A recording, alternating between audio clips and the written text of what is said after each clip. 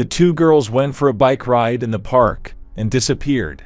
This was the beginning of events that are very hard to believe. From the first days, this story was like a detective thriller with an incredible plot. In the future, everything became even more confusing, until all the mysteries came together in one solution. Laura Hobbs was born on September 25, 1996, in Texas. Later, her parents had 3 sons. However, the couple separated soon after. Laura's mother and her children moved to a small town in Illinois. Lori loved the place. In the spring of 2005, when Lori was 8, her father decided to mend fences with his wife and get back into the lives of his children. He moved in with them from Texas and went to live with his family. May 8 was Mother's Day. Laura, along with her brothers and parents, went to the shore of the lake to celebrate this holiday and fly kites. They had a good time, after which Lori wanted to go for a walk with her best friend, 9-year-old Crystal. The girls attended the same school and lived close to each other. They visited each other, walked near each other's houses, and rode bicycles. Sometimes, when Laura's mother wouldn't let her go for a walk, Crystal would come to her house and the girls would talk through the window of her room. That day, they decided to take their bikes and ride to the park, which was only a few hundred meters from their homes. The girls often went there because the park was very close and there was a long bike path.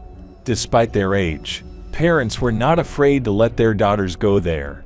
They both knew the area well, and serious crimes were extremely rare in this city.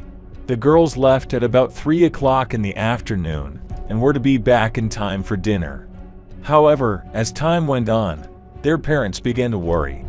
When it was 7 p.m., and Laura and Crystal still hadn't returned, they decided to go to the park and call them home.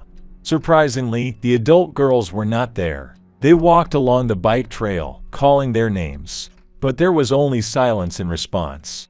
Other relatives and their acquaintances quickly joined the search.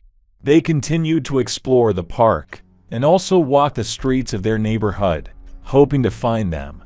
This went on for several hours, until it began to get dark outside. The parents realized that something could have happened to their daughters and decided to contact the police. They immediately joined the search. They called volunteer organizations and attracted several dozen volunteers, and also took search dogs with them. In addition, they were joined by local residents, who received information about the disappearance of the girls. The police concentrated their efforts on the territory of the park, as the girls were supposed to go there, talk to the other kids who lived along the route from their house to the park, and the cops learned that Laura and Crystal had indeed come past them, stopped to talk, and mentioned that they were on their way to the park. In parallel with the search, the police searched all residents of the neighborhoods in the hope of finding those who had seen the girls that evening. With each passing hour, it became more and more obvious that something bad had happened to the girls. It was already dark outside. They were being searched all over the city, but there was simply no sign of Laura and Crystal. The search lasted almost until the morning, and at about 5:30, the police decided to take a break. Despite this, Laura's father and grandfather refused to return home and continued to comb the area. They went to the park and decided to split up to cover a larger area. At about 6 o'clock in the morning, when it was beginning to dawn outside, Grandpa Laura suddenly heard a scream and rushed in that direction. He stumbled upon the girl's shocked father, who said he had found Laura and Crystal's body. They were lying off the side of the bike path among the dense undergrowth, and the father immediately realized that both girls were dead, as they had a lot of blood and wounds on them. The man called the police, and they immediately arrived at the scene. After examining the bodies, medical experts found that the cause of death of the girls was multiple stab wounds, most likely stab wounds. 20 such injuries were found on Laura's body, and 11 on the Crystal. This news shocked the residents of the small town. Such crimes were almost unheard of there. But now they were faced with the fact that an unknown criminal killed 2 girls at once just a few hundred meters from their homes. The police concentrated all their efforts on finding the culprit. The first thing they did was focus on Laura's father, Jerry. They were alarmed by the fact that the man managed to find the bodies alone after officers and volunteers combed the park. Digging deeper, they found out that Jerry has an impressive criminal history behind him, ranging from possession of illegal substances in his youth to assaulting people.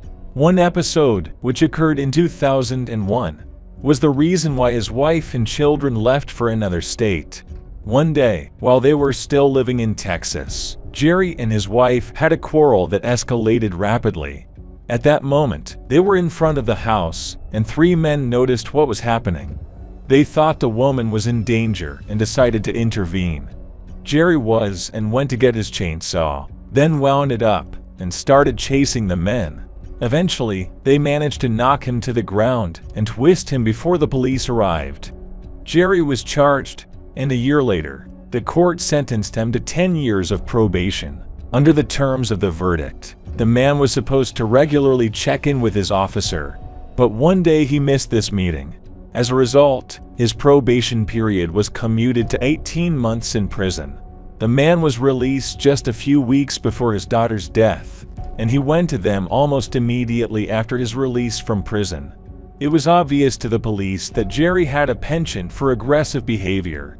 However, they had no evidence or motive, so the man was invited for questioning.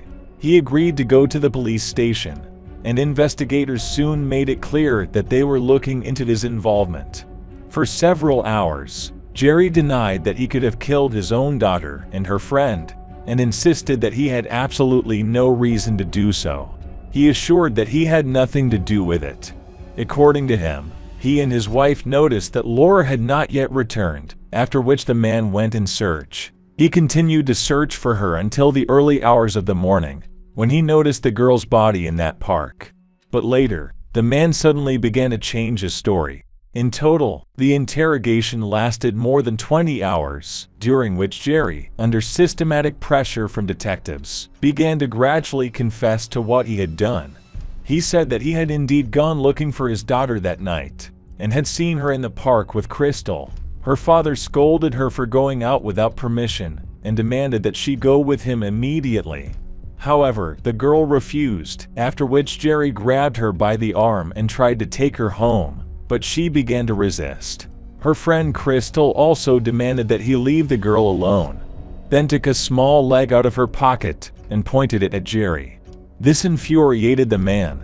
He grabbed a knife and stabbed the girls many times, after which he left their bodies in an overgrown area of the park and left. Later in the morning of the next day, he allegedly found the girls and personally reported it to the police in order to deflect suspicion from himself. Jerry cried during this story, but still signed his confession and repeated it on camera. The girls' relatives were shocked by this outcome. None of them could have imagined that the killer would turn out to be Laura's own father. However, his wife later told police that she had always known about her husband's propensity for aggression, given his previous crimes. Nevertheless, the man pleaded guilty, after which he was arrested and sent to prison awaiting trial. Rather, the prosecutor said he intended to seek the death penalty. Preparations for the trial dragged on, and during this time interesting events began to take place in the case. Jerry was assigned a lawyer, and the man suddenly declared that he had nothing to do with the murders. According to him, he confessed under tremendous pressure from detectives, who interrogated him for more than 20 hours. The men also stated that they had threatened him and his family. They were also subjected to physical humiliation. At that time, he had not slept for more than 2 days, and was in an extremely depressed state, as he found his daughter dead and could not cope with this grief. The police began telling him that if he simply confessed to the murders, he would be allowed to go home and be allowed to sleep. Then they actually formed the most likely scenario for him, and Jerry just repeated after them. When the detectives put the story together, they wrote the confession on a piece of paper and asked the man to sign it, as well as telling him to read the text from the paper on camera. The lawyer immediately requested a review of the case, but he was quickly refused. The prosecution insisted that Jerry confessed to everything and confirmed on camera that he was testifying voluntarily. However, after retracting his confessions, they had to organize a full-fledged trial with a jury, which is why his expectations stretched for several years. After that, Jerry's lawyer discovered something else. He knew from the outset that there was no real evidence against his client, and decided to focus on finding some leads. And here he found out that the medical experts hadn't even examined the girls' bodies. They carried out all the standard procedures, took swabs, selected particles from under the nails, and so on. But after it was all put into test tubes and sent to the refrigerator, no one even thought to examine the contents. The lawyer began to insist that all this evidence be examined by an independent laboratory.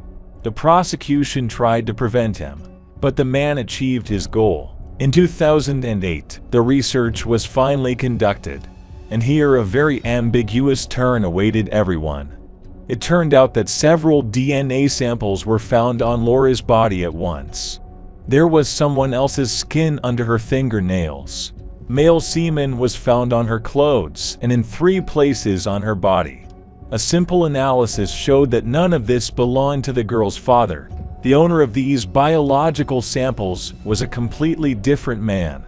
This discovery unequivocally indicated that the girl had been abused. As far as the crystal was concerned, no extraneous DNA was found on her body. However, no one doubted that she had been killed by the same man. Jerry's lawyer immediately requested the immediate release of his client and the dropping of all charges. Well, here he was in for a very unpleasant surprise. The district attorney refused to take note of the new evidence and said it meant nothing. In his opinion, someone else's DNA could have gotten on Laura's body completely by accident. He said that young couples regularly went to the park to have sex. According to the prosecutor, it was for this reason that male semen got on the girl's body, which could have remained there, on the grass or bushes. When he made this suggestion, he was not even embarrassed by the fact that some of the biological samples were found inside the victim's body. Despite the fact that this version sounded frankly delusional, Jerry remained in jail to await the start of the trial. Nevertheless, the lawyer still managed to get the DNA samples entered into the FBI's database. But there were no matches. All he had to do was wait and hope that the culprit would be caught sooner or later. Fast forward 4 years. A 20-year-old girl named Amanda Snell, who had recently joined the military, lived in a military unit in the Arlington city of Virginia. She decided to go to serve because there were many military men in her family. At the same time, she sometimes helped a local church located near the base. There she taught children with autism and other developmental disabilities. Amanda very quickly realized that she wanted to do this professionally. She planned to get the appropriate education after the Army. On July 13, 2009, the girl did not go to work, which immediately alarmed her colleagues. They went to her room, knocked on the door, but there was no answer. Then they found that the door was unlocked and went inside. The room was in perfect order. The bed was made, and things were neatly in their places, but Amanda wasn't there. It was only after they opened a pantry that a terrible sight opened up before them. There lay the body of a girl, in an unnatural position, with a pillowcase on her head. Medical experts concluded that Amanda died from strangulation. Death occurred more than a day before the body was discovered. At the same time, no injuries were found on her body, and the girl was not subjected to violence. Investigators were able to find out that a laptop and tablet were missing from her room. After talking to Amanda's parents, investigators learned an interesting fact. The girl suffered from severe headaches, and sometimes, when the pain became unbearable, she would go into some dark room and put a pillowcase over her head. Given that Amanda was found in her own closet with a pillowcase on her head, detectives speculated that the whole thing could have been a terrible accident. Nevertheless, they were in no hurry to dismiss the version of the murder. In front of her storeroom, a footprint of a man's shoe was found, the ownership of which could not be established.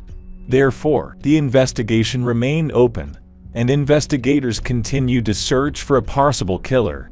2 weeks later, 2 girls from Arlington were returning home after an evening with friends. As they stood at the door of the house, an unknown man approached them from behind, showed them a pistol, and demanded that they give him their wallets. After the girls said they had no money with them, the perpetrator forced them into the house and tied their hands. At one point, he left a room, and one of the girls managed to free her hands. She grabbed her phone and dialed 911, but the man immediately returned, snatched the phone from her, and smashed it against the wall. He then grabbed one of the women, took her out of the house, and threw her into his car. After driving a few kilometers, he stopped the car, abused the girl, and drove on. Sometime later, when the perpetrator drove away from the city, he again subjected the victim to violence, wrapped her head with tape, and strangled her with a scarf. After that, she lost consciousness. She woke up in the snow on the side of the road when she was spotted by people passing by. The woman was taken to the hospital, where the police immediately came to her. She gave them a description of the attacker and the model of his car. It was a beige Durango Dodge. It is noteworthy that just 2 hours before the attack, another woman contacted the police. She said that a man approached her on the street with exactly the same signs and in the same car. He tried to force her to eat her into his car, but the woman took out her stun gun and hit it, after which she ran away. The investigators understood that they had a serial and extremely dangerous criminal acting as a tray, so all efforts were thrown into the search for him. They focused on the car as it was easier to find in the database. The police visited all the owners of such cars, and soon they got lucky. During the inspection of one of these cars, they found the student ID of the same girl who had been left to die in the snow, and her earring. The owner of the car was 21-year-old Jorge Villatoros, who was doing his military service at the same base where Amanda Snell's body was found. Moreover, he lived with her in the same building, a few floors below. During a search of his room, investigators found a pistol that he had purchased less than a month ago, as well as a lot of ammunition, and found a large number of intimate videos on his computer, which showed cruelty and violence. Part of the video was filmed with the participation of unconscious women. In the photo of Toros, interspersed with photos of other men, all 3 girls he attacked were immediately shown, and they pointed at him. They remembered the face of the perpetrator well, as he did not even try to hide it during the attacks. After that, the man was arrested and imprisoned awaiting trial. Investigators understood that he would most likely be convicted of kidnapping 1 girl and assaulting 2 others. However, they faced another problem. Toros was suspected of Amanda's murder, but in this case there was no evidence against him. Then the detectives resorted to a trick. They put another prisoner in his cell, who agreed to put on a wiretap and try to talk to him. Surprisingly, it worked very quickly. It took him a week for Toros to begin to confess to what he had done. The man literally boasted that he killed Amanda simply because he had the opportunity. He added that he did it for the adrenaline rush and described in detail how he put her body in the closet. Toros added that after the murder, he had to thoroughly clean her room to cover his tracks. However, the man unknowingly did the opposite. During the cleanup, he left evidence against him. The perpetrator told a cellmate that he had abused the victim on her bed using a contraceptive. After he dragged her into the closet, Toros made the bed, put away the sheets. However, he left the mattress lining, and the police immediately handed it over to the laboratory. There, experts were able to find a tiny sample of male semen that matched Toros' DNA perfectly. In addition, the man let slip to the informant that he had Nike sneakers, which he kept in the car. Forensic experts seized them and checked the sole with the footprint that was left in front of the storage room in Amanda's room. The pattern of the sole also coincided with this footprint. As a result, Toros was charged with murder, and the man remained in jail awaiting the start of the trial. In the meantime, a sample of his DNA has been uploaded to the FBI database. And here we return to Laura's case. A few weeks after the sample entered the database, local investigators saw a complete match between Thoreau's DNA and a semen sample found on Laura's body. An even more surprising discovery awaited everyone farther away.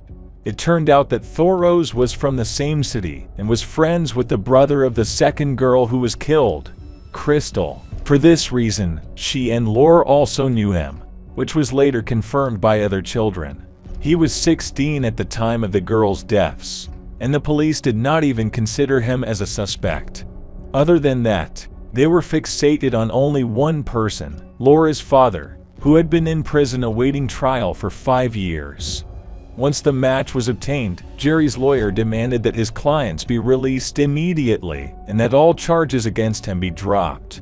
This time, the prosecutor was finally unable to object, as he had done before. The fact that Laura's seed was found on Laura's body ruled out her father's involvement. After his release from prison, Jerry announced his intention to sue the police and authorities for forcing him to sign difficult confessions and being forced to serve 5 years in prison. They quickly realized that they had no chance of winning this case, and if they lost, they would have to answer for their violations and incompetence. Therefore, the man was offered a deal, under which he received almost $8 million, and he agreed. As for Thoreau's, the Virginia trial did not end until 4 years after his arrest. The man refused to plead guilty, but the jury unanimously found him guilty. The man was sentenced to death for the murder of Amanda, and for the attempted kidnapping of 2 girls, and the kidnapping of the third. He received 5 life sentences, plus 168 years in prison. Immediately afterward, he was extradited to Illinois, where the trial for the murder of Laura and Crystal began. At first, the man also denied his involvement, and his lawyer tried to prove that the family found on the victim's body did not prove his client's guilt.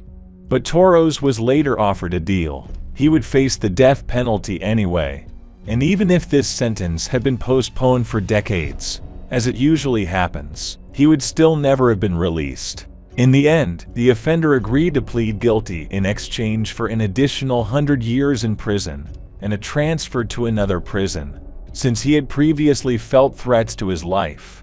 At the same time, the terms of the deal did not imply that he would disclose all the details of what happened.